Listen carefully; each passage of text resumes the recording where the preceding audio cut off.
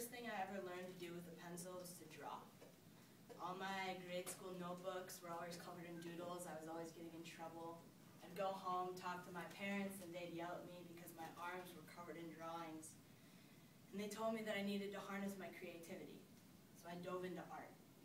I started taking drawing classes, painting classes, anything I could get my hands on.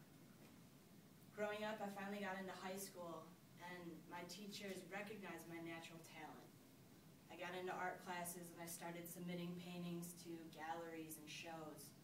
Often I won first and second place.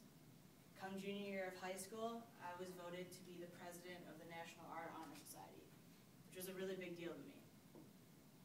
I knew that if I lost myself at any point, I could dive into an art piece and by the end of it find myself again. And as any junior or senior in high school, you know you have to make a really big decision with college coming up of what you're going to do with your life. And if you also know the quote, starving artist, there's not much to do as an artist in the business world. Probably can't do much, make a lot of money. So I had to decide. There was a division in my mind of something I could do for the rest of my life and something that I really truly loved.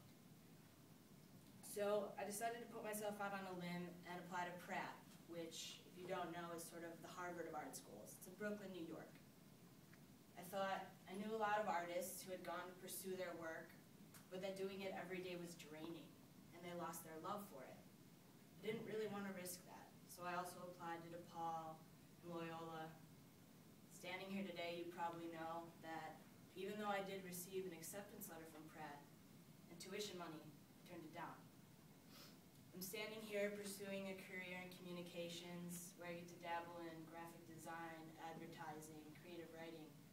I get to express myself artistically in different ways, but I can also make a living.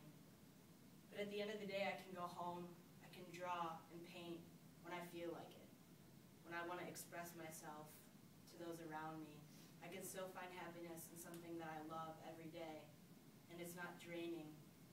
This is important for me to learn as growing up. You have to make choices and sacrifices, part yourself from things that you love doing and things that you can do every day to make a living. And I'll never forget every day when I pick up a pencil that I can make something beautiful and make everyone around me